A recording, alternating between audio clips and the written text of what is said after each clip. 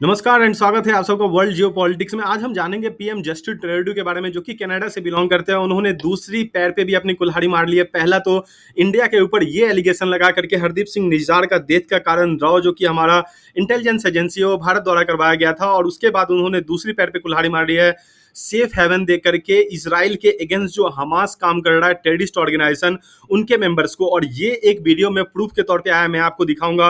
और साथ ही कनाडा के पीएम जो रूल ऑफ लॉ की बात कर रहे थे, अभी उनका रूल ऑफ लॉ कहाँ गया जब हमास की रैली निकली है उनके कंट्री के अंदर पैलेस्टाइन के झंडा लेकर के।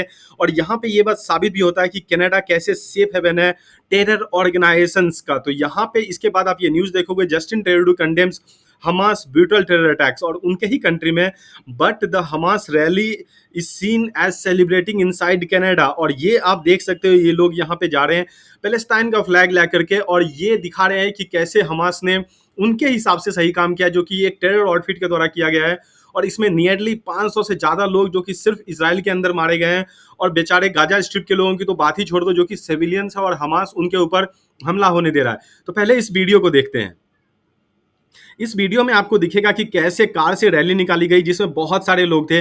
और सेम आप लिंक कर पाओगे, खालिस्तानी टेररिस्ट जो होते हैं वो भी कार से रैली करने के लिए उनको अलाउ किया जाता है। तो पहला तो यहाँ पे पुलिस को इन लोगों को कुछ नहीं बोला है, बिकॉज ये रैली नियरली 4 आवर्स चला है। और 4 आवर्स चलने के बाद भी वहां के जो लोकल अथॉरिटीज है उन्होंने इनके ऊपर एक्शन नहीं लिया। चलो ये तो एक जगह हो गया, लेकिन इसके बाद आपको दूसरी जगह भी दिखेगा जहां पे ये रैली बहुत ज्यादा वाइड स्प्रेड वे से किया गया है और कैसे पैलेस्टाइन कॉज को जस्टिफाइड किया जा रहा है। इस जगह पे आप देख सकते हो जहां पे ये बोला गया कि एक्चुअली हमारी लड़ाई बहुत ही जरूरी है और इजराइल को हमें इरेडिकेट करना चाहिए। और ये एक पूरी कंट्री को धरती से इरेडिकेट करने की बात कर रहे हैं। और रूल ऑफ लॉ कैसे होगा यहाँ पे कनाडा के अंदर, आप जरा कमेंट बॉक्स में जरूर लिखिएगा। तो यहाँ पे कनाडा के ऊपर एक बहुत बड़ा सवाल उठता है रूल ऑफ लॉ और यहाँ पे फ्रीडम ऑफ स्पीच के नाम पे आप जो कर रहे हो और जिस तरह की चीजों को यहाँ पे फैलने दे रहे हो, क्या वो सही है? जो कि एक कंट्री के अगेंस्ट होता है, जो कि हमने रिसेंट में खालिस्तानियों का मूवमेंट देखा था कनाडा के अंदर। और जिस तरह से सेफ हेवन उनको दिया जा रहा है कनाडा में, ताकि वो रह सके, फल फूल सके और इंडिया के ऊपर, हमारे भारत के ऊपर बाद में जाके अटैक कर सके। और यही कारण है कि जस्टिन ट्रूडो ने एक दिन पहले ही, अभी रिसेंट में उन्होंने क्या किया ना, यूएई के प्रेसिडेंट को कॉल किया और बोला कि पैलेस्टाइन में बहुत कुछ खराब हो रहा है।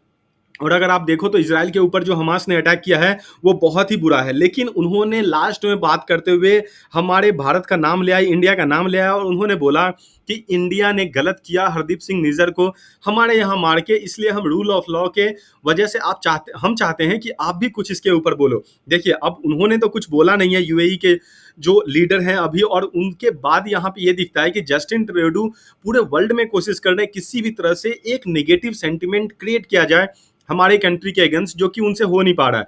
अब जब उन्होंने मुस्लिम वर्ल्ड से ये बात करके बोला तो हाँ, कि ये तो पक्का था कि वो लोग कुछ नहीं करने वाले हैं, लेकिन ये चीज न्यूज में आ गई और न्यूज में आने के बाद ये बहुत ज्यादा वायरल हो रही है। और जस्टिन ट्रूडो जो कि अपने काम से वाद ही नहीं आ रहे, बिकॉज जब से आपने शुरू से देखा है, पहले पार्लियामेंट के सेशन से जब से उन्होंने कंडेम किया हमारे प्राइम मिनिस्टर मोदी और उसके साथ पूरे के पूरे हमारे भारत देश को और रॉ को इसमें इन्वॉल्व कर दिया हरदीप सिंह निज्जार के केस में, उसके बाद वो ना ही सबूत दे पाए हैं, ना ही उनके पास कोई प्रॉपर प्रूफ है जिससे इंडिया का लिंक भी होता है इस किलिंग से।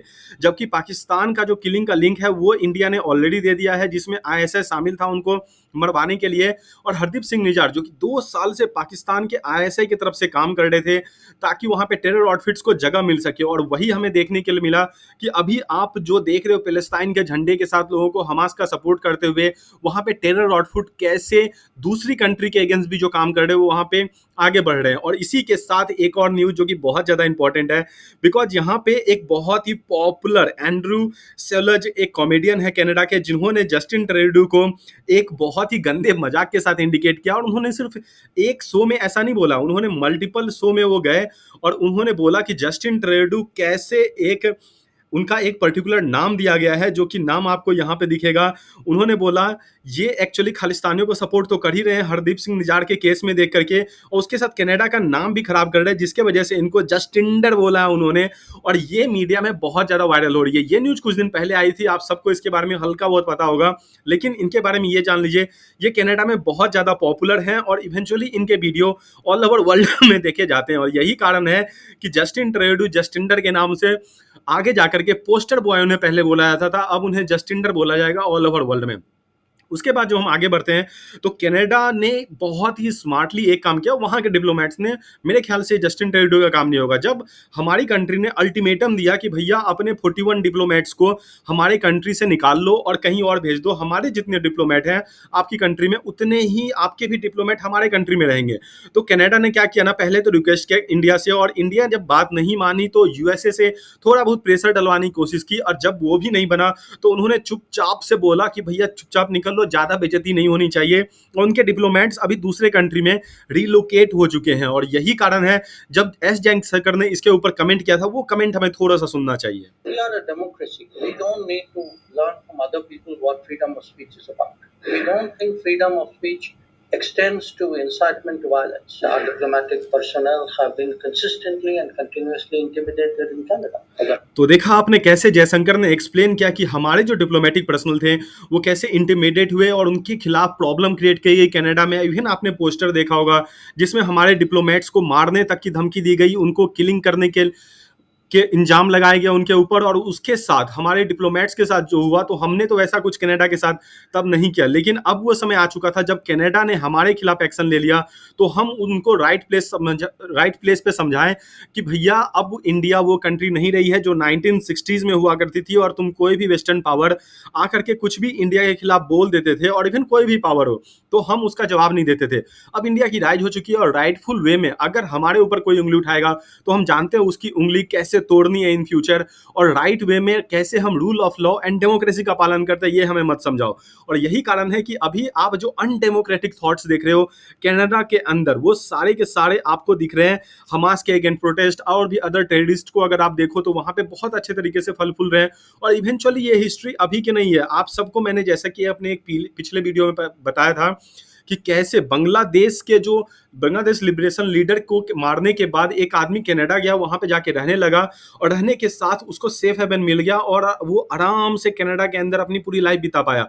और वो उन्होंने मारा था एक्चुअली शेख हसीना के पिता को, जो कि अभी पीएम है, मुजिबुर रहमान को। और इस तरह की आइडेंटिटी को मारने के बाद भी वहां पे लोग जाकर के सेफ हेवन में रहते हैं, और यही कारण है कि आप हरदीप सिंह निजार को वहां पे फलते फूलते देख रहे थे। इसके साथ आपको मैंने इंटेलिजेंस का लिंक बताया था कनाडा, और कनाडा के जो इंटेलिजेंस एजेंसीज है उनके अंदर कैसे यहाँ पे हरदीप सिंह निजार के साथ बात हो रही थी। हर एक वीक में इनके साथ 1 से 2 बार वहां पे जाकर लोग बात करते थे, और किस तरह से फिर वो प्लम्बर हुए और कैसे वो कनाडा में आगे बढ़ रहे थे। आई थिंक वक्त आ चुका है कि कनाडा अब इस बात का वर्ल्ड को जवाब दे, फोन कर करके, जैसे उन्होंने यूएई के प्रेसिडेंट को फोन किया था। उसके साथ मैं एक और न्यूज दिखाना चाहूंगा, ये मैं एक्चुअली दिखाना नहीं चाहता था, लेकिन एक्चुअली उनको कनाडा का पप्पू बोला जा रहा है। और कनाडा का पप्पू इसलिए बोला जा रहा है बिकॉज वो कनाडा का नाम तो बरकरार कर ही रहे हैं, उसके साथ इंडिया के साथ रिलेशनशिप भी खराब नहीं, बाकी वर्ल्ड के साथ भी रिलेशनशिप खराब कर रहे हैं, जो कि फ्यूचर में जाकर के कनाडा के लिए रियली एक डिट्रीमेंटल साबित होगा डिप्लोमेसी के तौर पे। बिकॉज अगर आप देखो लॉन्ग टर्म में कनाडा ने जो किया है हमारे कंट्री इंडिया के साथ, तो उनका रिलेशनशिप सही होने नहीं वाला है। और कोई अच्छा लीडर अगर आता है फ्यूचर में इनको हटाने के बाद, जैसा कि उनकी पॉपुलैरिटी बहुत ज़्यादा घट चुकी है, पहले जब वो 60% पॉपुलर थे, अभी जाकर के वो मात्र 21% पॉपुलर है कनाडा के अंदर। और ये बताया जा रहा है कि फ्यूचर में वो पीएम नहीं बनेंगे, तो अगर कोई अच्छा पीएम आता है तो इंडिया के साथ रिलेशनशिप अच्छा होगा, और जाकर के तब हम कनाडा का भी एक ग्लोरियस फ्यूचर देख सकते हैं। तो इसी बात पे थैंक यू फॉर वाचिंग, ये है वीडियो का अंत। अगर आप मुझसे कोई कमी रह गई हो तो बताइएगा जरूर वीडियो के कमेंट में, ताकि मैं उसको सुधार करके नेक्स्ट टाइम और भी बेटर वे में आपके सामने आ सके। थैंक यू फॉर वाचिंग, अपने दिन को नॉलेजेबल बनाइए जैसे भी आप चाहते हैं।